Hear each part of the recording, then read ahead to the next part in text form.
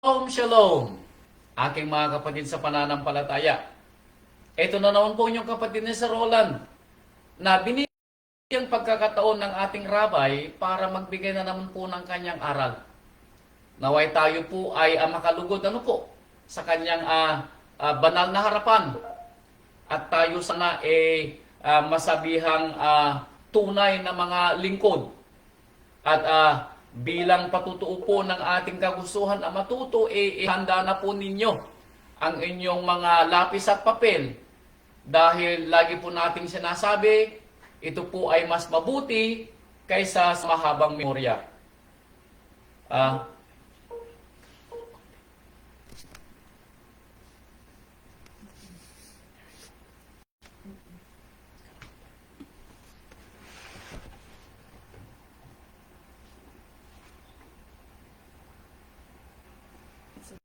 Nawala na yung pangalan niya.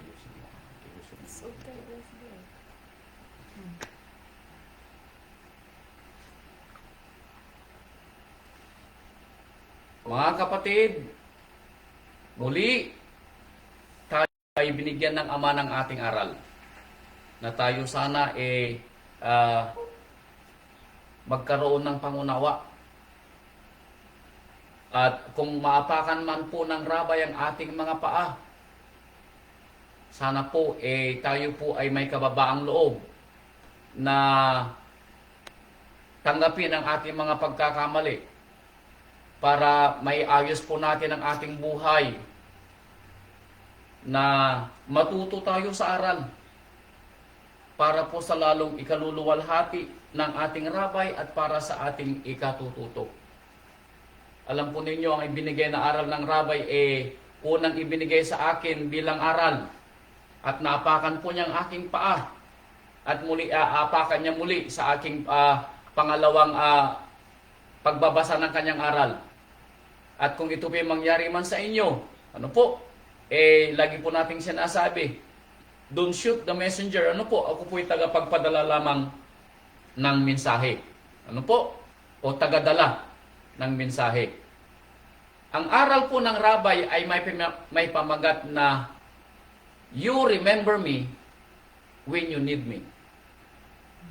Alam po ninyo, tama po yung sinabi ng rabay dahil sa tinagal-tagal po ng ating paglalagay dito sa lupa, parang tayo sa ating mga anak, kung tayo po'y magulang na. Alam po ninyo, ang ating mga anak, hanggat hindi po sila nangangailangan sa kanilang mga magulang, hindi po nila maalala ang kanilang magulang.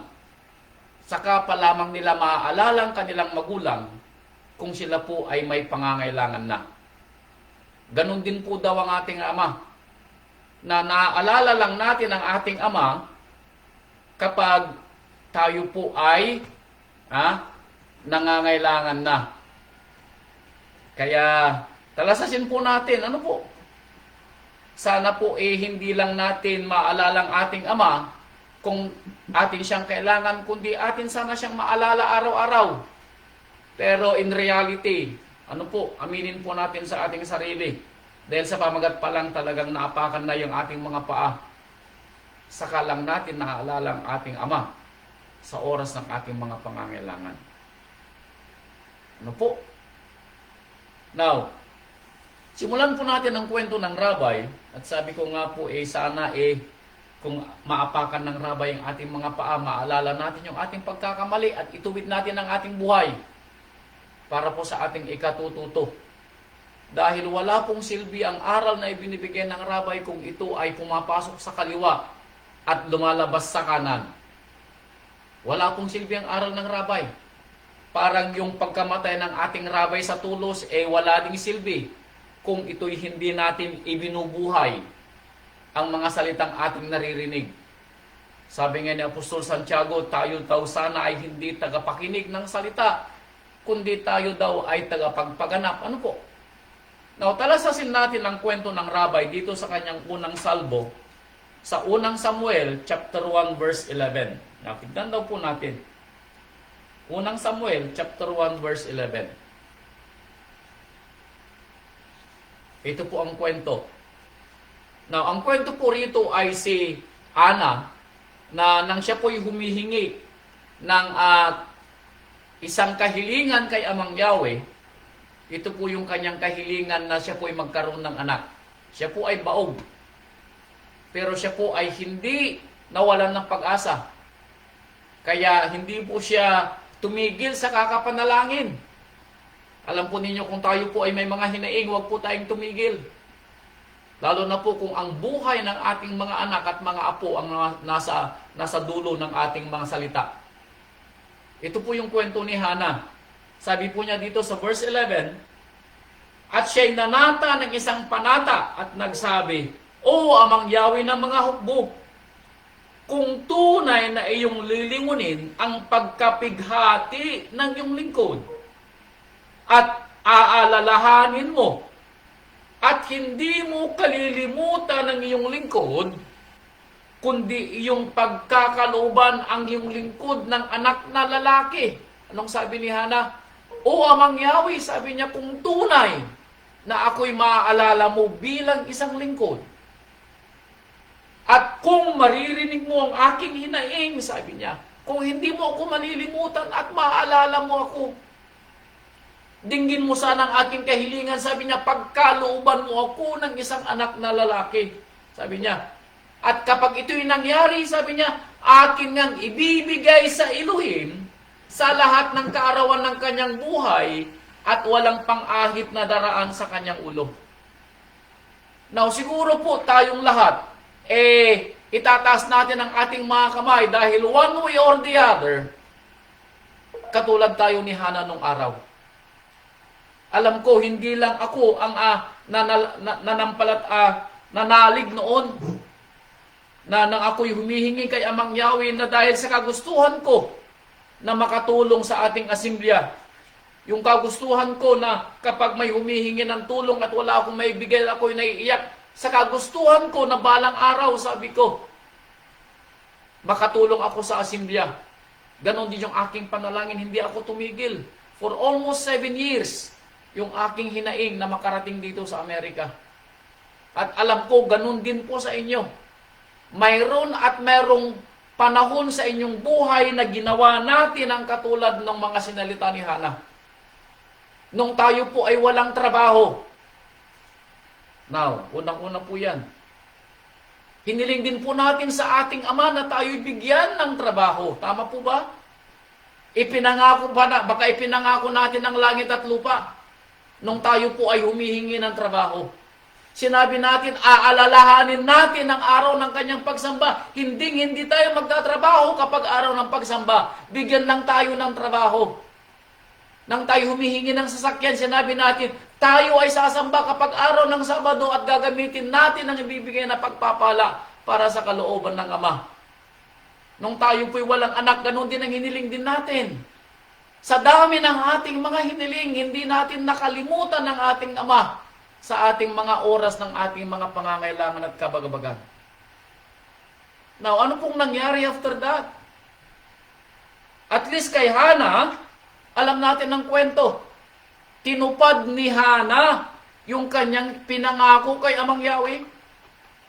Inihandog niya si Samuel. At ginawa niya si Samuel na tagapangalaga sa templo at naglingkod si Samuel sa kanyang buong buhay. At dahil naman sa nakita ni Amang Yahweh na pagpapalang ibinigay ni Hana, doon sa ibinigay niyang pagkapalit na pagpapala, nagkaanak pa si Hana after Samuel. Nagkaanak pa siya ng 5 after that. Ganon nakita ni Amang Yahweh ang pangako ni Hana nang siya po'y tumupad sa kanyang ginawang vow kay Amang Yahweh. Now tayo kaya, naalala kaya natin yung ating ipinangako nang tayo din ay humiling kay Amang Yahweh? O naalala lang natin yung ating hiniling at kinalimutan natin ang ating mga sinalita? Alam po ninyong nakakalungkot na ibinigay ng Ama sa atin ang ating mga hiniling pero yung ating ipinangako ay hindi natin ginawa. Now, what if bawiin ni Amang Yahweh yung ating hiningi? Dahil sa ating paghingi ng trabaho ay nakalimutan natin yung araw ng kanyang pagsamba. What if kunin ni Amang Yahweh yung trabahong ibinigay mo? Anong gagawin mo, kapatid? Sasabihin mo ba hindi na po mauulit? Bigyan nyo lang po ako ng trabaho ulit. Ako po ay magingilin na ng araw ng pagsamba. Now, ganun bang gagawin natin, kapatid? What if kinuha, mga magulang, yung hiningi ninyong anak nung isang araw na kayo ay walang mga anak at humiling kayo ng pagpapalang anak?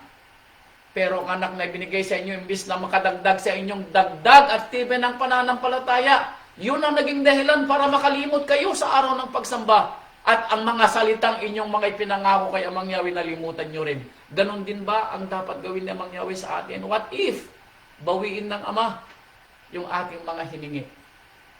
Wag naman po sana, ano po? Wag naman po sana. Dahil ang kwento rito, katulad dito sa Genesis chapter 40, ito yung kwento ng isa na natuwa nung siya'y pinagpala. Pero after that, nakalimutan niya yung kanyang ipinangako. Ito po, chapter 40. Puntahan natin, baka maging katulad tayo dito. Dito sa aklat ng Genesis, chapter 40,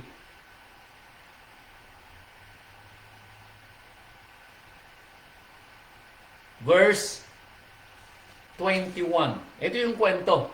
Now, ito yung kwento ni Jose doon sa kanyang isang interpretasyon sa mga panaginip ng mga kasamahan niya sa kulungan. Verse 20, sabi niya, at nangyari na ikatlong araw na siya'y kapanganakan ng Faraon, na gumawa siya ng isang piging sa lahat ng kanyang lingkod, at itinindig niya ang ulo ng puno ng mga katiwala ng saro at ang ulo ng puno ng mga magtitinapay.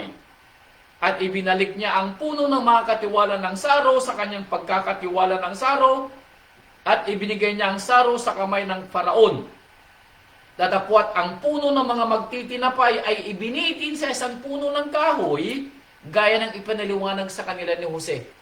Now, sa mga hindi pa nakabasa o nakalimot sa kwento ni Jose, ang kwento rito ay yung kasama niya sa kulungan, dalawa, isang magtitinapay at isang tagahawak ng saro ng alak ng Faraon, inanaginip.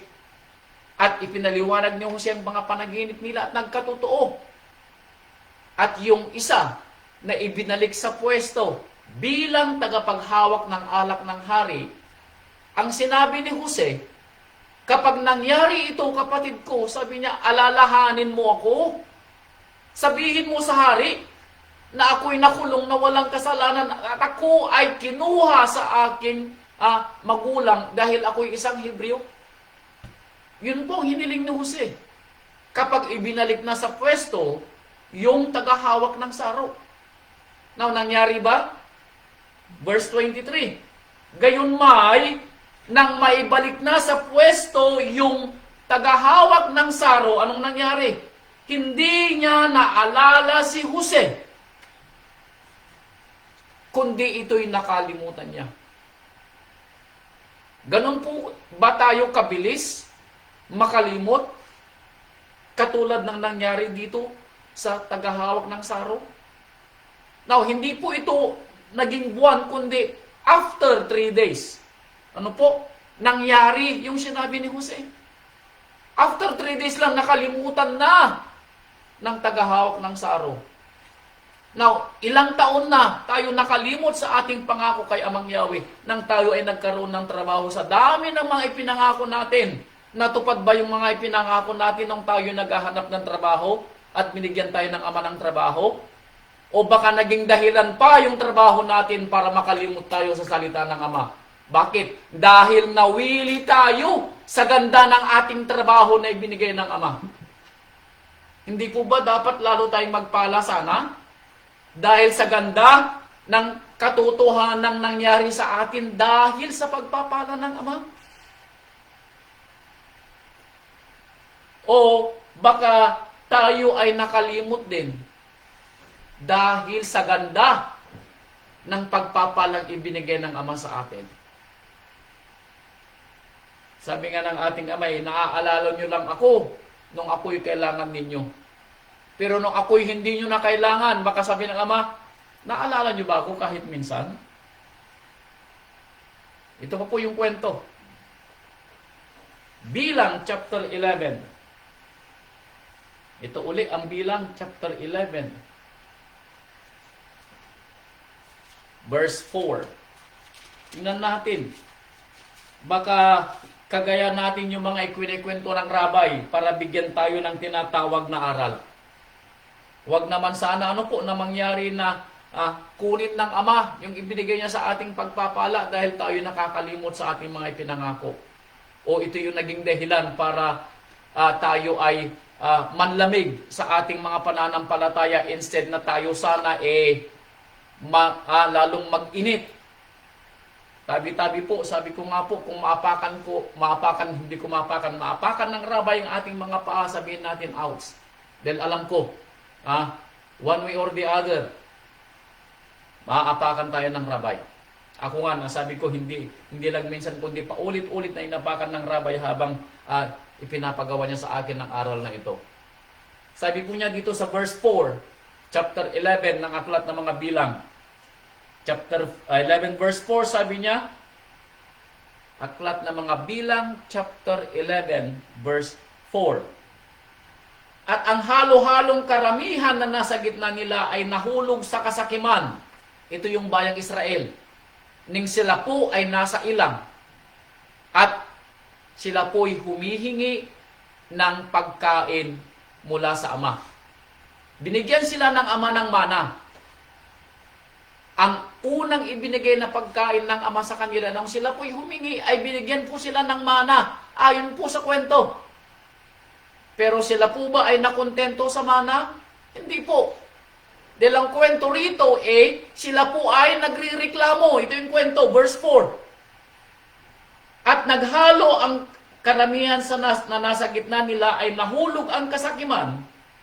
At ang mga anak ni Israel naman ay muling umiyak at nagsabi, sino ang magbibigay sa atin ng karning makakain?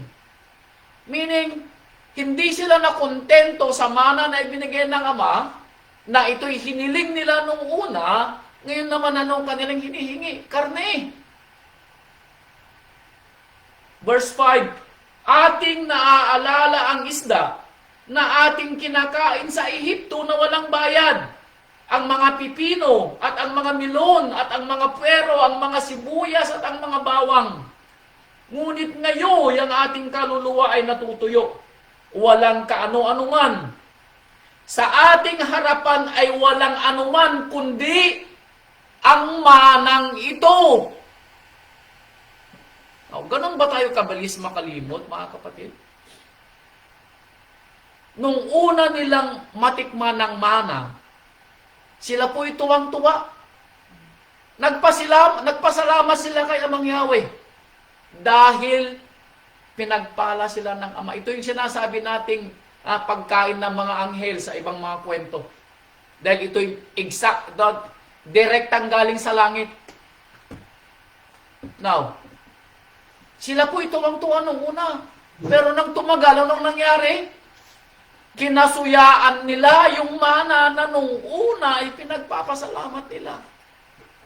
Now, baka ganun din tayo, mga kapatid. Yung mga hiniling natin nung una, ngayon hindi na tayo kontento. Hindi ka na excited. Humingi ka dati ng asawa mo, tuwang-tuwa ka sa asawa mo. Aray ko. Pero nang tumagal, hindi ka na natutuwa. Huwag naman sana tabi-tabi po, ano po? Yung pong ating mga trabaho, nung una tuwang-tuwa tayo. Pero sa kalaunan, hindi po tayo nakontento. Naghanap ulit tayo ng dagdag na trabaho. Na okay lang po sana. Pero ang problema, baka pumapatak ito sa araw ng pagsamba. Kaya hindi tayo nakakasamba. Bakit? Dahil hindi tayo nakontento doon sa una nating hiningi at dinadagdagan natin. Now, tandaan po natin ang lagi nating sinasabi.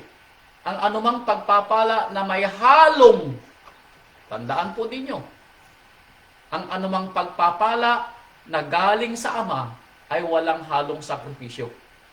So, anything na may halong sakripisyong pagpapala, hindi galing kay Amang Yahweh. Tandaan po ninyo. Kaya hindi pwedeng magsama ang galing kay Amang Yahweh at ang galing sa demonyo.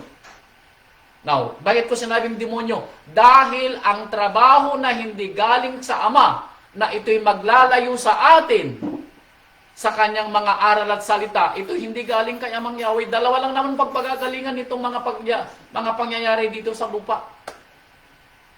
Galing sa Ama o galing sa demonyo. Dahil ang demonyo din ay pwedeng magbigay ng pagpapala.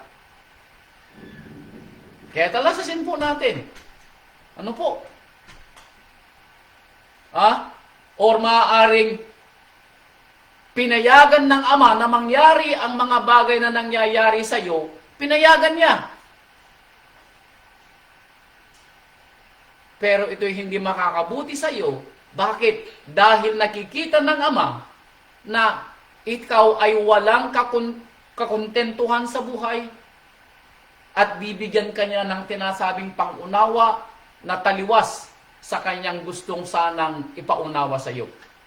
Bakit? Dahil mali ang iyong ginagawang pangunawa sa ibinibigay niyang pagpapala. Nung una, natuwa tayo. Katulad din ng mga Israel nung ibinigay yung mana. Pero habang tumagal, sila po'y nagreklamo at nasuya doon sa ibinigay na pagpapala. Nang imaginin po natin.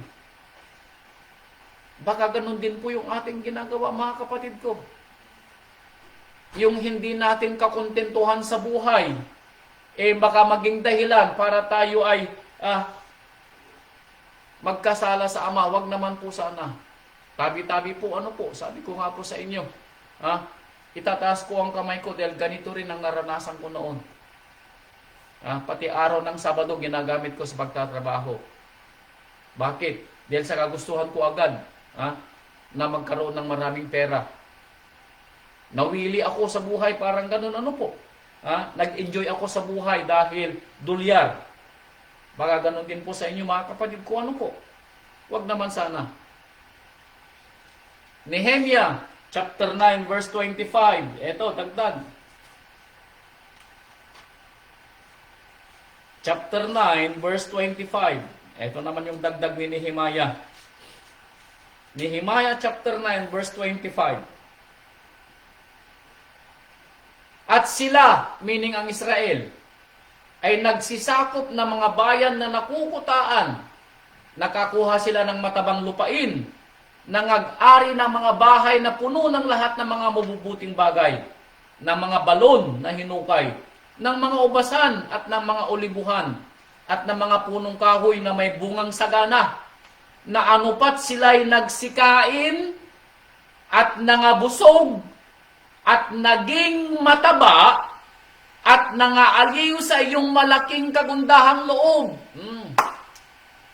Parang wala tayong pinag-iba.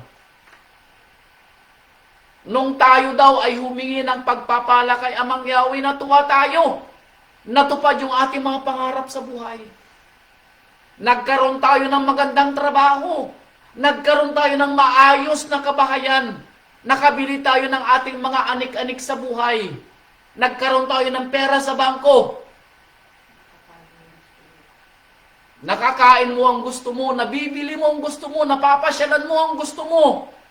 Anong sabi niya rito? Naaliw tayo sa malaking kagandahang loob ng Ama. Para nga mga Israelita nung panahon nila, naaliw sila sa lahat ng pagpapala ng Ama na binigay sa kanila. Anong nangyari? Verse 26. Gayunman, anong nangyari? Sila'y naging manunuway at mapanghimagsik laban sa iyo. At anong ginawa? Tinalikdan ng iyong kautusan. Ouch. Nakalimutan mo ako, sabi ni Amang Yahweh. Now, hindi po ba nangyayari ito sa atin kung minsan? Araw ng pagsamba pero wala tayo sa mga sambahan.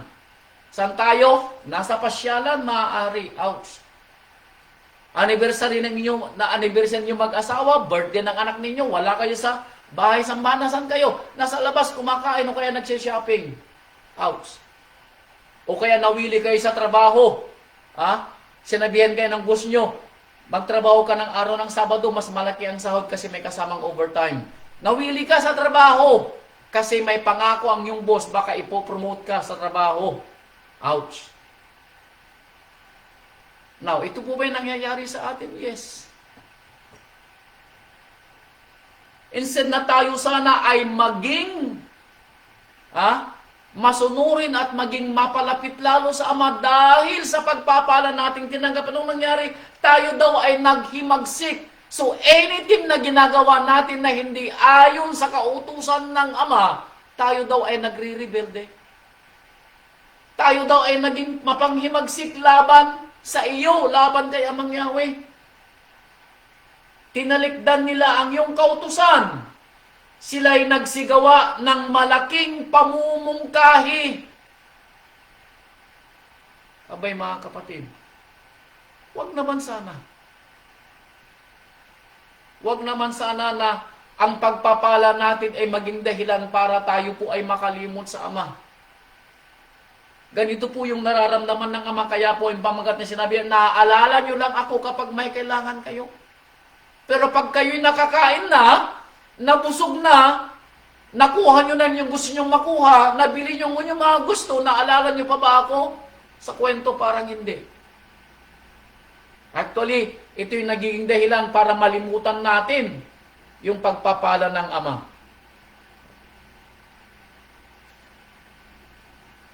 Talasasin po natin mga kapatid ko, ano po? Baka tayo po yung pinapatamaan ng rabay. Na huwag po nating hintayin na mapuno ang ating Ama. Bakit? Dahil talasasin natin. Hindi po makikipagpunyagi ang Ama sa atin sa buong panahon ng ating buhay. Darating po yung araw na sasabihin po niya, enough is enough. Huwag sanang mangyari sa buhay natin. Bago po dumating yung araw na yaon, matuto po tayo sa aral. What if paggising mo sa umaga, wala ka ng trabaho? Now, anong gagawin natin? Kanino tayo hihingit, iiyak ng trabaho? Babalik ba tayo sa Ama na tinalikuran natin nung panahon na tayo po ay nagpapasasa sa ating mga trabaho? Nung tayo po ay sumasahod ng mga libo-libo, kinalimutan natin ang ating Ama. Araw ng pagsamba, sinabi niya, anak, magsamba ka sa araw ng pagsamba. Sabi mo, busy ako, pupunta ako sa ganito, pupunta ako sa doon. Wala sa puso natin ang Ama sa panahon na tayo po ay sagana. Sabi nga ng ating Ama, naaalala nyo lang ako nung kayo may kailangan. Huwag naman sana. Ano po? Deuteronomio chapter 4 verse 9. Ito po. Tingnan po natin yung aral. Mga kapatid ko, warning comes before destruction. Ano po? Baka kasama po tayo sa winawarningan ng rabay. Kung naririnig po ninyo at ganitong ginagawa natin, mga kapatid ko, maghunos dili po tayo. This is a warning. Ano po? Nararamdaman ko na ito po'y warning sa atin. Binibigyan tayo ng rabay ng pagkakataon na itigil ang ating ginagawang pagtalikod at pagkalimot sa Ama dahil, mga kapatid ko, hindi po natin kakayanin ang ibibigay na pagsubok ng Ama kung ganito yung ating ginagawang pagtalikod, blatantly, at pagdisregard sa ating Ama na nagbibigay ng pagpapala. Deuteronomio chapter 4, eto, sabi niya, Devarim chapter 4 verse 9, mag-ingat ka lamang sa iyong sarili at ingatan mo ang iyong kaluluwa ng buong sikap. Bakit? Baka iyong malimutan ang mga bagay na nakita ng iyong mga mata at baka mga hiwalay sa iyong puso ang lahat ng araw ng iyong buhay, kundi iyong ipakilala sa iyong mga anak at sa mga anak ng iyong mga anak. Mag-ingat ka, sabi ng ating Ama. Baka makalimutan mo kung saan ka nanggaling. Baka makalimutan mo nung una, nung hindi ka pa binigyan ng pagpapala. Anong buhay meron ka nang hindi pa kita pinagpapala? Yun ang pinapaalala ng Ama. Tingnan mo ang iyong pagpapala. Tingnan mo ang iyong mga mahal sa buhay. Yung mga kapatid mo sa pananampalataya, matuto ka sa kanila. Tingnan mo, sabi ng ating Ama. Baka makalimutan mo. O baka gusto mong ibalik kita nung una, bago ka bigyan ng pagpapala, bago mo maalala ang mga bagay na gusto kong ipaalala sa iyo, parang ganon yung kwento. Ikwento mo daw sa iyong mga anak kung paano pinagpala ka ng Ama nang ikaw ay sumunod sa kanyang kautusan. Or baliktarin natin. Ikwento mo sa Ama yung mga pagkakamaling ating ginawa nang tayo'y tumalikod sa Ama at tayo din ay tanggalan niya ng pagpapala. Now, mamili po tayo sa mga bagay na ipapaaral natin sa ating mga anak. Ipapaaral ba natin sa ating mga anak yung magandang kwento ng ating buhay na tayo pinagpapala ng Ama at tayo naman ay isang naging masunuring lingkod at anak ng Ama nung panahon na tayo po'y pinagpapala? Or, ikukwento natin sa ating mga anak na nung panahon tayo pinagpapala ng Ama, kinalimutan natin ang ating Ama at dumating yung punto na binawi ng Ama ang kanyang pagpapala. Bakit? Maalala niyo yung kwento? Ang sinabi ni Jacob, nang kinuha po ng ating Ama ang lahat ng kanyang pagpapala bilang pagsubok, anong sabi ni Jacob? Si Amang Yahweh ang nagbigay, si Amang Yahweh ang kukuha. Mga kapatid ko, wag naman po sana.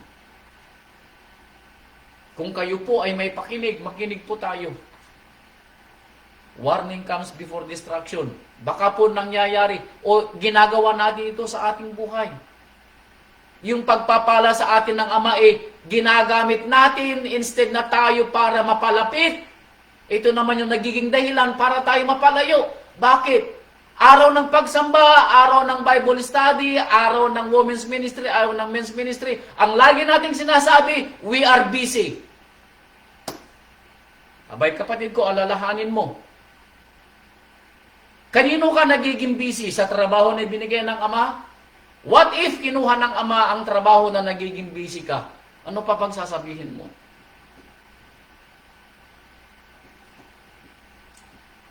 Kapatid ko, naranasan ko na ito sa buhay. Kaya ipinikwento ko ito sa inyo. Ano po? Huwag po nating hintayin na maranasan natin yung kwento ng buhay na narinig na natin ng kwento na mangyari din sa atin. Hindi po ito bago. Nababasa natin. Nangyari ito kay Jacob bilang pagsubok. Ito pa yung kwento para maunawaan natin ang kwento. Ano po? Dito sa Nehemiah. Ito. Balikan ko yung Nehemiah kanina, no? 25 saka 26.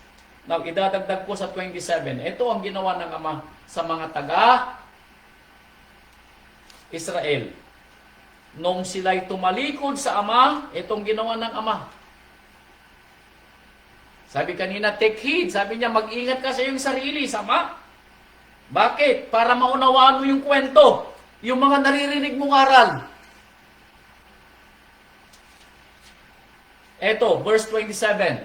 Tignan natin kung anong sinabi ng Ama. Nang tinalikuran ng bayan ng Israel ang kanyang mga kautusan. Verse 27. Kaya't, anong ginawa niya Yahweh? Iyong ibinigay sila sa kamay ng kanilang mga kalaban, na siyang nangagpapanglaw sa kanila at sa panahon ng kanilang kabagabagan nang sila'y magsidaing sa iyo. Anong ginawa ng ating Ama? Ibinigay ang Israelita sa kanilang mga kaaway. At anong ginawa? Sila ay nagpapanglaw sa kanilang mga buhay. Now, what if ganun ang gawin na mangyawi sa atin?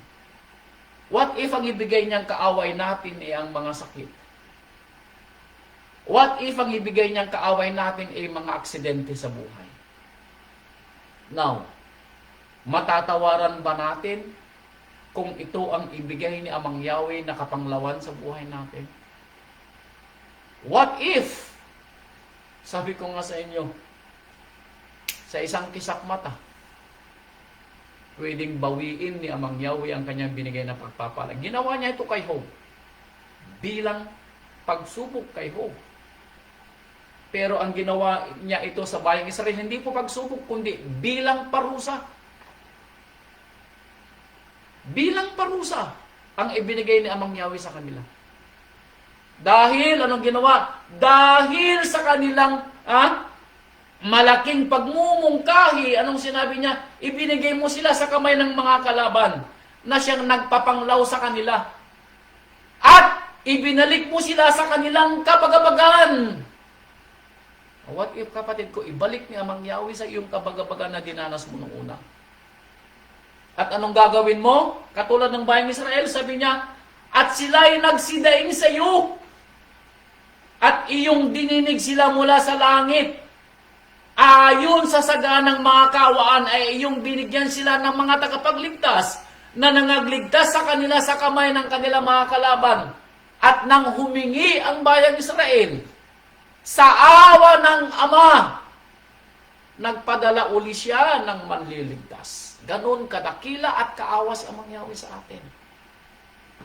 Pero talasasin mo ang verse 28. Sabi niya, ngunit, pagkatapos ng kanilang kapahingahan, after na sila nakapagpahinga uli, after na nakapagpadala si Amang Yahweh ng kanilang mga tagapagligtas, sila ay nagsigawa uli ng kasamaan sa harap mo. After that, sabi ni Nehemia, bumalik sila sa paggawa ng kasamaan. After na binigyan mo sila ng relief, gumawa ulit sila ng kasamaan. Kaya't pinabayaan mo sila sa kamay ng kanilang mga kaaway na anupat mga napaalipin sa kanila. Gayon may nang sila'y magsipanumbalik at magsidaing sa iyo, iyong dinidig muli sa langit at madalas na iyong iniligtas sila ayon sa iyong mga kaawaan. Now, what if? Ano po? Mapuno si Amang Yahweh sa atin.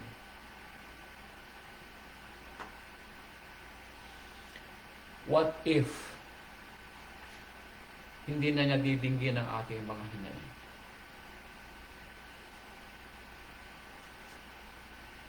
Devarim chapter 8 verse 18.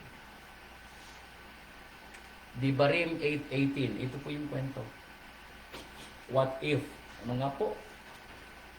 Dito natin makikita ang kaawaan ni Amang Yahweh. Tama po.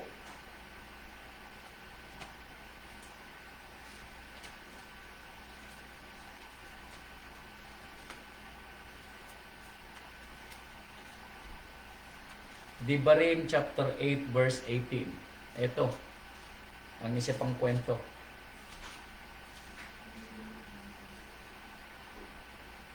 Kundi iyong alalahanin si Amang Yahweh mong Ama. Bakit? Sapagkat siya ang nagbigay sa iyo ng kapangyarihan upang magkaroon ka ng kayamanan. Upang kanyang papagtibay ng kanyang tipan na kanyang isinumpa sa iyong mga magulang, gaya nga sa araw na ito. Alalahanin mo, sabi niya. Baka nakakalimutan mo. Si Amang Yahweh ang nagbigay sa iyo ng kapangyarihan para umasenso, para sumagana. Now, anong kapangyarihan ang sinasabi dito? Ang kalakasan mo sa iyong pangangatawan. Ang kalusugan mo. Ang katalinuhan mo. Ang karunungan mo. Si Amang Yahweh ang nagpadala ng mga tao na tutulong sa iyo para iangat ka sa pwesto. Para ma-promote ka sa trabaho. Para tumaas ang sahod mo. Para umasenso ka sa buhay. Pero baka nakakalimutan mo. Ito'y hindi lamang para sa iyo, kundi ito'y ibinigay sa iyo para paano? Upang papagtibayin ng kanyang tipan. Yung tipan niya sa yung mga magulang. Sa ating mga ninuno, meaning para sa atin, yung tipan niya sa atin, na tayo ay kanyang dadalhin sa kanyang lupang pangako. Ito yung kanyang kaharian. Para ipalaganap ang kanyang salita. Yun ang kanyang tipan. Pero ito yung nakakalimutan natin kung minsan bakit iniisip natin ang ating mga pagpapala gawa ng ating mga kamay. At tayo ang may karapatang maglustay ng ating mga pinagpapaguran. Tama po yun. Pero, unahin mo kapatid ko, yung tipan ng Ama, na ipangalanda ka ng kanyang mabuting gawa. Ipangaral ang mabuting balita. At ano yung mga to? Yung tumulong ka sa mga kapatiran na nangangailangan. Yung gumawa ka sa kanyang kalooban. Yung tipan niya na makikita ng mga nakapalibot sa iyo ang kadakilaan ng Ama dahil ibinubuhay mo ang kanyang salita. Pero baka ito'y hindi nangyayari, kapatid ko. Dahil ang alam mong pagpapala sa iyo para lang sa iyo at inuubos mo sa walang kapararakang dahilan o yung sinasabi nating walang anuman. Yung ginagastos lang natin sa gusto nating paggastusan. Bilid dito, bilid doon. Ni hindi mo nakakalimutang ibigay ang iyong ikapo at ang tanging handugan. Katulad ngayon, magpipiesta ng Ama. May naisave ka ba para sa kanyang piyesta na iyong ipagkakatuwa sa araw ng kanyang piyesta? Matutulungan mo ba yung mga kapatid na hindi nabiyayaan katulad mo para sila'y magpiesta rin na may pagpapala? O hindi mo man lang maalala na mag-absent sa araw ng kanyang piyesta? Bakit? Dahil busy ka sa kanyang trabaho. Now, alam po ninyo mga kapatid, 3 beses lang magpiesta ang Ama na ipinangako niya sa atin na ating aalalahanin. Sa atin na yung the rest na mga araw ng panahon. Pero hindi tayo, makapag mag-absent man lamang, bakit nanghihinayang tayo sa sasahurin natin. Now, alam po ninyo, nakakatuwa po, si Amang Yahweh nagbigay sa atin ng trabaho pero hindi man lang tayo makapag-absent sa kanyang piyesta. Bakit nanghihinayang tayo sa araw na ipag-a-absent natin?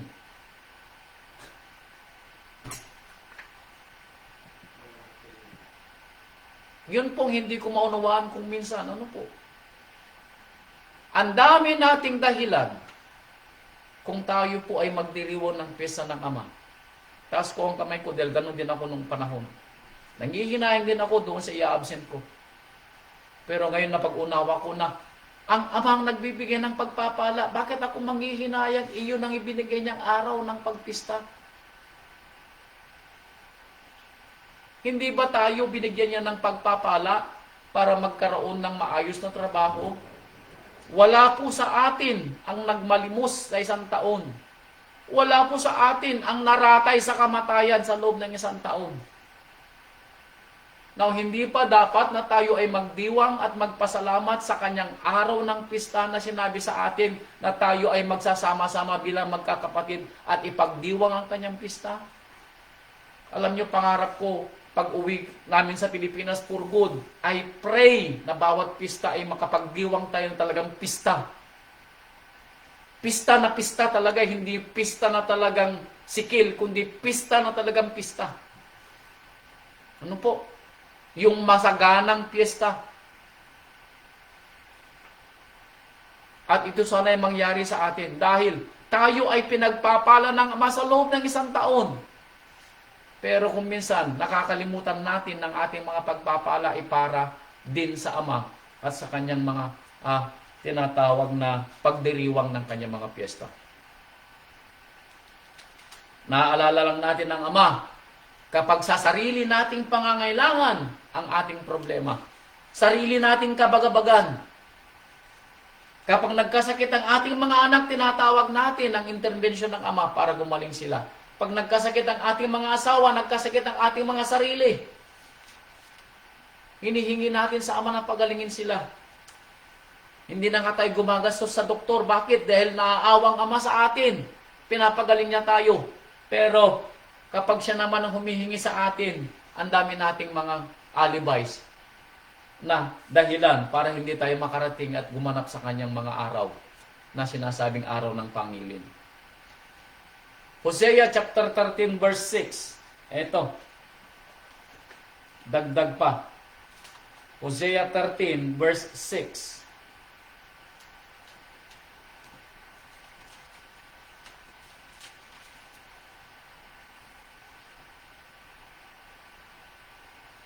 Ayon sa pastulan sa kanila, gayon sila nangabusog.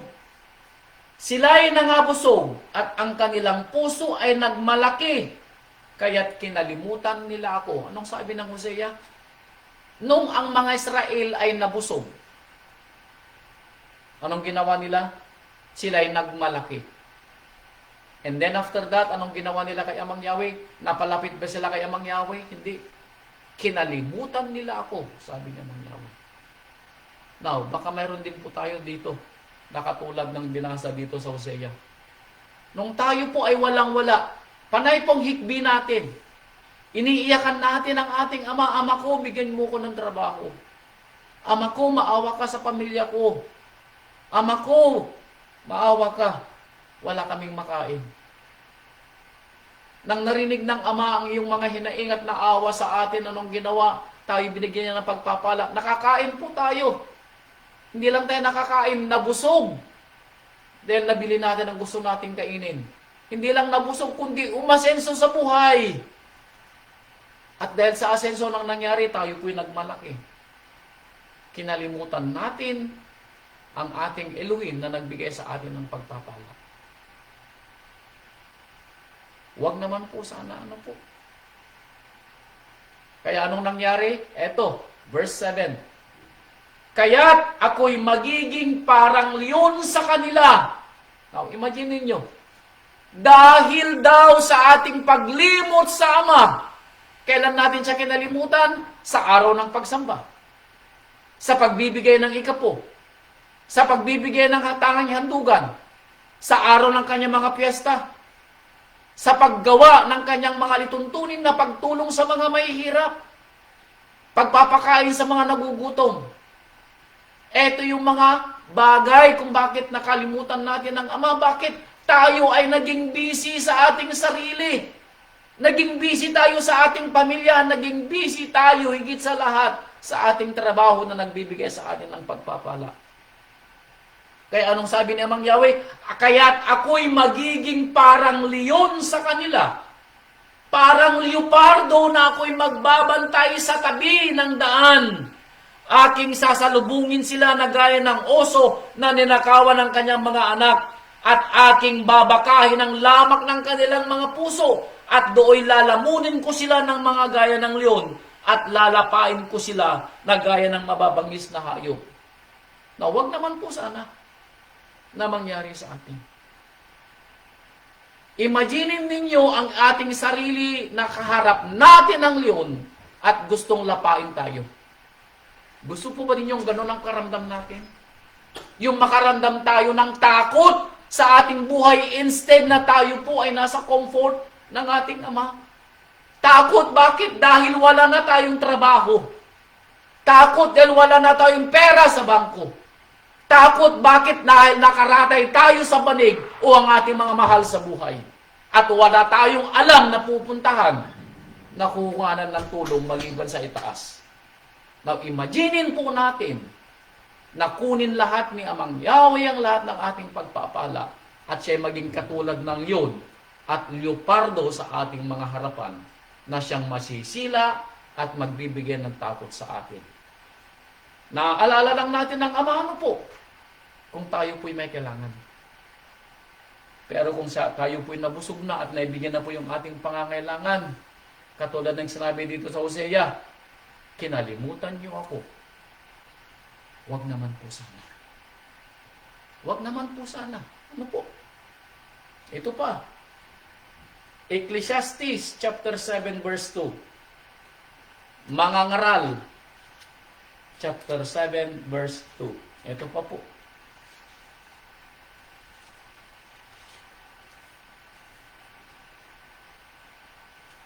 Mangangaral chapter 7 verse 2. Ito. Maigi ang pasabahay ng tangisan kaysa bahay ng pistahan. Bakit? sapagkat siyang wakas ng lahat ng mga tao at ilalagak ng may buhay sa kanyang puso. O ito, baka daw po tayo mawili sa kasaganaan at kasiyahan sa buhay. Makalimutan natin na tayo din ay mamamatay balang araw. Nang anong ibig sabihin nito? Na mas mabuti daw po yung pumunta tayo sa bahay ng may tinatangisang namatayan kesa tayo ay pumunta sa bahay ng kasayahan. Bakit? Dahil kung tayo po ay masaya sa panahon ng ating mga buhay, hindi natin maaalala na tayo din balang araw ay may pananagutan sa Ama. Bakit? Dahil kung tayo po ay masaya, hindi natin maaalala si Amang Yahweh. Sabi nga kanina, kung tayo po ay nabubusog, kung tayo po ay pinagpapala, hindi ninyo ako naaalala, sabi ni Amang Yahweh. Naaalala nyo lang ako kapag may kailangan kayo. Pero the moment na kayo ay nabusog, the moment na kayo ay umasenso, nakakalimutan nyo ako, sabi niya. Ganon din dito. Kapag tayo po ay nasa rurok ng ating kasayahan, ng ating tagumpay, ng ating buhay, wala po sa listahan si Amang Yahweh. Kaya sabi ni Haring Solomon, mas maganda yung maaalala mo paminsan-minsan na pumunta ka sa bahay ng namatayan para maalala mo na isang araw mamamatay din tayo. Meaning, magkakaroon tayo ng takot sa puso at aalalahanin natin ang ating mga gawa dahil sa araw ng ating kamatayan, doon tayo titimbangin ng Ama kung paano natin ginugol ang ating buhay. Now, kapatid ko, huwag mong hintayin na ganun ang mangyari. Bakit? Ito ang sinabi niya sa chapter 12. Ito ang sinabi niya dito sa Ecclesiastes chapter 12. Sabi niya, alalahanin mo rin naman ang iyong Elohim sa iyo sa mga kaarawan ng iyong kabataan. Narinig mo? Huwag mo lang alalahanin ang mga kasiyahan, sabi ni Haring Solomon. Alalahanin mo si Amang Yahweh sa iyong kabataan. Bakit? Kasi sa kabataan natin, hindi nangunguna sa listahan si Amang Yahweh. Maaaring siya nasa dulo. Or worse, wala man siya sa dulo. Wala siya sa kwento ng buhay natin. Sa panahon ng ating kabataan. Abay kapatid ko, saka lang ba natin maaalala ang Ama kung tayo po'y uugod-ugod na? At hindi na makatulong sa gawain ng Ama na mangaral at maglingkod? Uubusin ba natin ang ating buhay sa pagtratrabaho 24/7, maski araw ng pamamahinga, ginagamit natin sa paghahanap buhay at tayo lang ay titigil at maaalala natin ng Ama kung tayo po ay wala ng lakas para magsilbi sa Ama sa kanyang gawain, para ipangaral ang mabuting balita. Huwag naman sana. Sabi niya, bago dumating ang mga masamang araw at ang mga taon ay lumapit, pagka iyong sabihin, wala akong kaluguran sa mga yaon. Pag wala ka ng excitement sa buhay, at hinihintay mo na lamang na ipikit mo ang iyong mga mata, doon mo lamang ba maaalala si Amang Yahweh na iyong Elohim at iyong tagapagligtas? Kapatid ko, wag naman sana. Ano po? Wag naman sana. Ito pa po. Hindi pa po natapos ang ating rabay. Mga Hukom, chapter 10. Ito pa, dagdag. Saka lang ba natin maaalala ang Ama kapag tayo ay nangangailangan? Ito, Hukom chapter 10. Verse 11. Ito.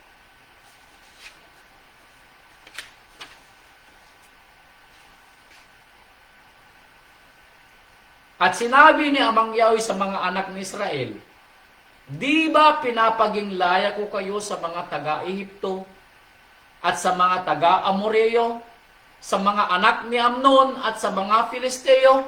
Now, dito na nanunumbat si Amang Yahweh sa bayang Israel. Now, bakit siya nanunumbat? Dinggin natin. Hindi ba ako nagligtas sa inyo, sabi ni Amang Yahweh, sa mga Ehipto, Amoreo, Ammon, Filisteo, sa mga Sidonyo man, sa mga Amalekita man, at sa mga Maonita man, na pumighati sa inyo. Hindi ba ako nagligtas sa inyo, sabi ni Amang Yahweh? At kayo'y dumaing sa akin. Bakit? Dahil kailangan nyo ako sa araw na yun, dahil pinipighati nila kayo. Hindi ba ako nagligtas sa inyo nang dumaing kayo, sabi ni Amang Yahweh. At dahil dito, sabi niya, pinapagimlaya ko kayo sa kanilang mga kamay. Ginawa ko ang mga hiningi ninyo. Naging mabait akong Elohim sa inyo, naging mabuti akong ama sa inyo, sabi ni Amang Yahweh. Now, ang tanong, naging mabuti ba kayong anak? Ibenilig nyo ba yung aking kabutihan sa inyo? Pinaglingkuran nyo ba ako bilang kapalit ng utang na loob na ginawa ko sa inyo? Sabi ni Amang Yahweh. Hindi. Bakit? Verse 13. Gayunman, sabi niya, pinabayaan ninyo ako. Gayunman, sabi niya, pinabayaan nyo ako. After na ginawa ko ang mga hinli ninyo, pinalaya ko kayo sa mga nag-alipin sa inyo. Anong ginawa niya? Kayo ay naglingkod sa mga imahe, sa inyong mga gustong paglingkuran. Na wala man tayong imahe sa ating mga bahay, pero ang imahe natin sa ating panahon ay ang ating mga bahay. Ang ating mga trabaho, ang ating mga asawa, ang ating mga anak, ang ating mga anik-anik sa buhay na siyang una nating iniisip at pinagkakaabalahan, maliban kay Amang Yahweh. Yun ang imahe natin sa ating buhay, sa ating panahon. Kaya, anong sabi ni Amang Yahweh? Eto, dinggin natin. Verse 14, kaya kayo'y yumaon at dumaing sa inyong mga imahe. Now, since inuna mo yung trabaho nung tinawag kita para sumamba, sa araw ng iyong kabagabagan, sabi ni Amang Yahweh, at bibigyan kita ng sakit, pumunta ka doon sa trabaho mo. Tignan natin kung magpapagaling o bibigyan ka ng kagalingan ng trabaho mo. Itong sinasabi ni Amang Yahweh. So since mas inuna mo yung asawa mo kaysa sa akin, sa oras ng iyong kabagabagan, sabi ni Amang Yahweh, pumunta ka doon sa asawa mo na pinanguna mo bago sa akin. O doon sa anak mo na pinanguna mo bago sa akin. O sa mga ari-arian mo na pinanguna mo bago sa akin. Pumunta ka sa kanila, sabi ni Amang Yahweh. Kaya hindi ko na kayo palalayain. Ha? Palayain kayo nila sa panahon ng inyong kapigatian. Sila ang tawagan ninyo sa ibibigay kong kabagabagan sa inyo. Now, imagine ninyo kapag marinig natin ito kay Amang Yahweh. Na magpapadala siya ng kabagabagan sa atin at hindi natin maaasahan ng kanyang tulong. Bakit? Dahil inuutusan niya tayo na tayo ay humingi ng tulong doon sa ating pinagkaabalahan nung ating mga panahon at hindi si Amang Yahweh. Now, what if marinig natin ito? Now, naririnig na natin ngayon. Warning comes before destruction. Kaya kapatid ko, talasasin mo, gawin mong personal ang aral ng Rabay. 15. At sinabi ng mga anak ni Israel kay Amang Yahweh, kami ay nagkasala. Gawin mo sa amin anuman ang iyong mabutihin.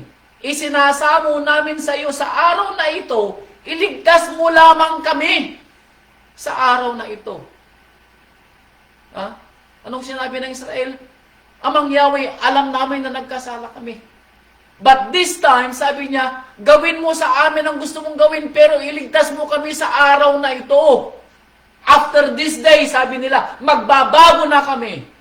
Now, ganito bang nangyari sa bayang Israel? Hindi po. Dahil after that day, nang maawa si Amang Yahweh sa kanila, nagbago ba ang bayang Israel? Hindi po. Bumalik din sila sa kanilang mga anik-anik at mga pinakakaabalahan, yung kanilang mga tinatawag na mga Diyos. Baka ganun din po tayo. Nasa oras ng ating kabagabagan, hihingi din tayo ng tulong sa Amang Yahweh, just for this one. Pagkatapos po nito, kapag ililigtas mo ako at pagagalingin mo ako sa aking sakit, ako po'y magbabagong buhay. Sana, ganun ang mangyari. But what if, hindi nabinggin na Amang Yahweh yung ating hinihingi? Naaalala lang natin siya kapag tayo po ay nangangailangan, pero kapag tayo po ay nasa maayos na, wala na po sa kwento si Amang Yahweh. Kaya sabi niya dito sa Salmo chapter 18 verse 41, huwag naman sanang mangyari dahil baka dumating ang panahon na alam kong darating. Huwag naman sana na sa atin dumatal ang panahon na ito. Sabi ko nga sa inyo mga kapatid, warning comes before destruction. Salmo chapter 18 verse 41. Kaya makinig po tayo. Ang may pakinig, makinig. Chapter 18 verse 41 ng Aklat ng Mga Awit. 18:41. Eto. Sila'y nagsihiyaw. Sila po'y humingi ng tulong, meaning ang bayang Israel ay sumigaw at humingi ng tulong. Ngunit walang magligtas. Pati si Amang Yahweh, sabi niya, ngunit hindi niya sinagot sila. Humingi sila ng tulong kay Amang Yahweh. Dumaing sila kay Amang Yahweh. Pero hindi sumagot si Amang Yahweh sa kanila. Ibig sabihin, dumating yung punto na hindi na dininig ni Amang Yahweh kanilang mga hinaing. Now, maalala niyo yung kwento ng bayang Israel nang ipinapanalangin po sila ni Jeremiah at paulit-ulit na pinangaralan ni Amang Yahweh si Jeremiah na puntahan mo sila, Jeremiah, pagtiyagaan mo silang aralan, pagtiyagaan mo silang pagsalitaan. Pero naging matigas ang ulo ng bayang Israel hanggang dumating sa punto na sinabi mismo ni Amang Yahweh kay Jeremiah, Jeremiah, huwag mo nang ipagdarasal ang bayang ito. Hindi kita didinggin, Jeremiah. Huwag mo na silang ipagdarasal, Jeremiah. Now, what if? Huwag naman sana po.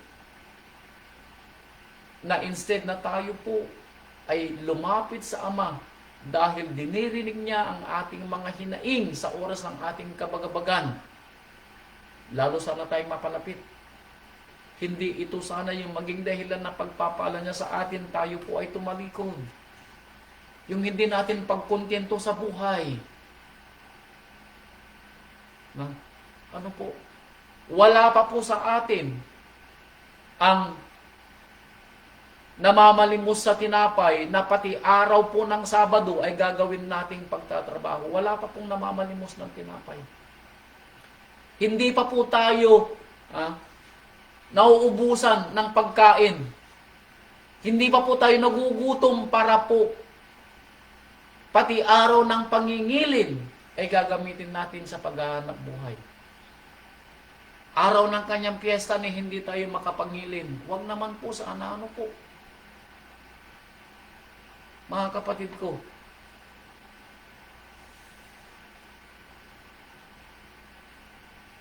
hindi po tayo dapat tumawag lamang sa Ama sa panahon ng ating mga kapatubagan. Kundi tayo po ay tumawag at magpasalamat sa araw-araw ng ating buhay. Paggising po niya sa atin ng umaga, nakahanda na po sana yung ating mga bibig na magpasalamat sa Ama sa another morning na ibinigay niya sa atin. Ano po? Dahil kung hindi, eto, ang sabi pa niya sa mga awit chapter 50, verse 21 and 22. Chapter 50, verse 21 and 22, sabi po niya rito, ang mga bagay na ito ay yung ginawa, again, sa bayang Israel, at ako'y tumahimik, iyong inisip na tunay na ako'y gayong-gaya mo. Ngunit, anong sabi niya Amang Yahweh? Sasawayin kita. at aking isasaayos sa harap ng iyong mga mata. Gunatiin nga ninyo ito, ninyong nakakalimot sa Ama. Baka kayo'y aking pagluray-lurayin at walang magligtas. Wag naman po, Amang Yahweh. Anong sabi niya? Gunitain mo, alalahanin mo ang mga naririnig mong aral, kapatid ko. Gunitain mo, alalahanin ninyo ang mga pagpapalang binibigay ko. Alalahanin ninyo ang aral na binabasa ninyo. Bakit? Dahil, sabi niya, baka ako'y aking pagluray-lurayin kayo at walang magligtas. Kayong mga nakakalimot, sabi ni Amang Yahweh, baka ako'y dumating sa inyo, kumatok sa inyong bahay, pagluray-lurayin ko kayo, walang magliligtas. Kanina sinasabi ito, kayong mga nakakalimot. Alalahanin ninyo, gunitain ninyo, sabi ni Amang Yahweh. Kapatid ko, gunitain daw natin sa atin na tayong nakakalimot. Tayo na nakakalimot sa araw ng kanyang pagsamba, sa pagbibigay ng kanyang mga aral, pakikinig, sa araw ng kanyang mga piyesta, sa pagbibigay ng kanyang ikapo, sa pagbibigay ng tanging handugan, sa pagbibigay ng tulong sa mga nangangailangan. Alalahanin natin sa ating mga nakakalimot. Baka kumatok ang Ama. Pagluray-lurayin tayo. Sinong makapagliligtas? Wala po. Walang makapagliligtas sa galit ng Ama pag dumating po yung araw na yun. At kapag dumating po yun, there's no turning back. Tandaan po natin. Pag sinalita ng Ama at siya po ay talagang nagalit sa atin, there's no turning back. Gagawin po niya yung kanyang mga sinalita. Kaya bago po mangyari yun, gunitain natin. Siya pong nagsasabi, si Amang Yahweh nagsasabi, gunitain mo kayong mga nakakalimot. Ano po? Kaya wag naman po sana. Hosea chapter 7 verse 2. Ito pa po yung isa. Hosea chapter 7 verse 2.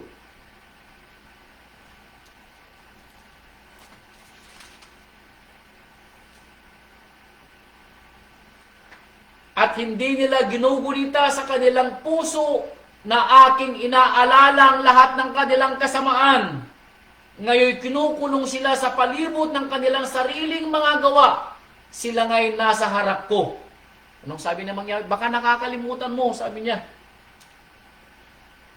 Naaalala ko lahat ng iyong mga kasamaan. Meaning, alam daw po ni Amang Yahweh ang ating mga ginagawa. Kaya bago po mahuli ang lahat, mga kapatid ko, bago po natin matanggap o bago natin, anong tawag dito? Bago natin anihin ang mga bunga ng ating mga gawang kasalanan, alalahanin natin si Amang Yahweh.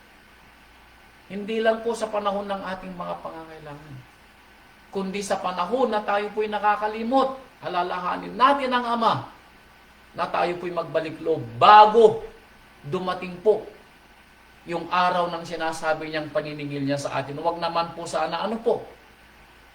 Kaya sabi niya dito sa Hebreo chapter 3 verse, not Hebreo, Revelation, Pahayag chapter 3 verse 3. Eto, Pahayag chapter 3 verse 3. Alalahanin mo nga kung paanong iyong tinanggap at narinig. Na wala ka daw excuse. Narinig mo at tinanggap mo. At ito pa rin mo. Sabi nga kanina ng ating rabbi sa sulat ni Apostol Santiago, tayo ay hindi lang tagapakinig, kundi tayo po'y tagapagpaganap. Magsisi ka! Kung mayroon po tayong mga nagawang pagkakamali at kinalikuran natin ang Ama, kinalimutan natin ang araw ng pagsamba. Kinalimutan natin na makinig ng aral. Kinalimutan natin ang kanyang mga piyesta. Abay tayo daw po'y magsisi. Magsisi ka, sabi niya. Dahil kung hindi, Kaya kung hindi ka magpupuyat, sabi niya, ay paririyan akong gaya ng magnanakaw at hindi mo malalaman kung anong panahon parariyan ako sa iyo. Now, darating daw po ang ating Ama. Darating daw ang Rabay. Huwag daw natin hintayin na kumatok ang ating Rabay. Dahil kapag ito po'y nangyari, it is too late. Kaya ngayon pa lang, kapatid ko, pinapaalalahanan na tayo ng ating Ama sa pamamagitan ng aral ng ating Rabay. Tayo po'y gumunita sa ating mga pagkukulang at pagtalikod sa Ama. Gunitain natin ang ating mga pagkakamali.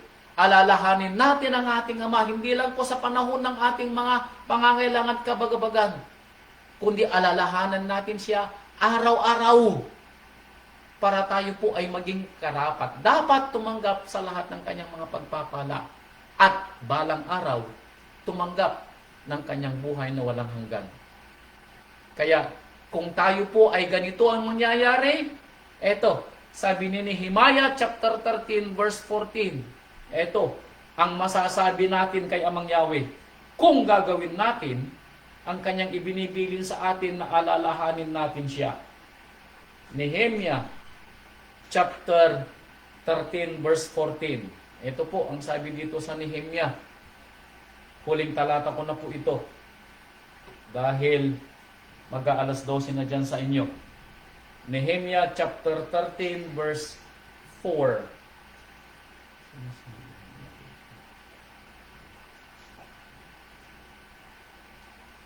Nehemiah 13 verse 14. 13:14 pala, hindi verse 4, kundi 13:14. Ito po sabi niya. Ito ay pakiusap ni Nehemiah kay Amang Yahweh. At ito rin ay pwede nating sabihin kay Amang Yahweh.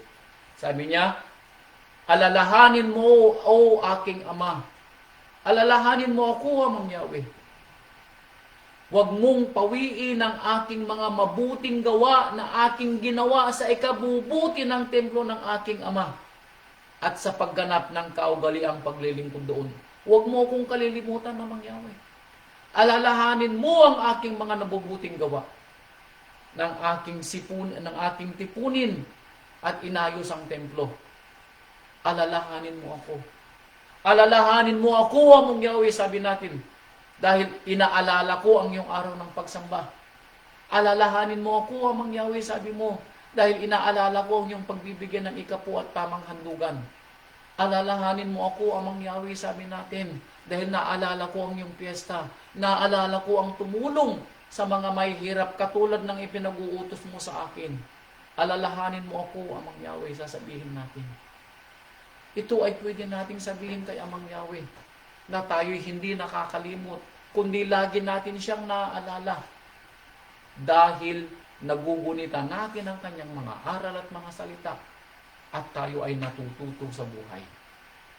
Kaya mga kapatid ko, huwag nating alalahanin at maalala ang Ama sa araw lang ng ating kabagabagan at pangangailangan, kundi alalahanin natin ang kanyang mga gawa.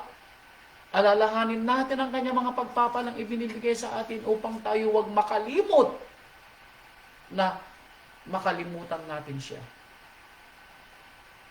Tayo po sana ay lalong mapalapit sa Ama. Ano po? At ang mga pagpapalang ibinibigay niya sa atin sana ay maging dahilan para lalo tayong magsumikap sa pananampalataya at magtumibay. Hindi ito yung maging dahilan para talikuran natin siya at lalo tayong mapalayo sa Kanya.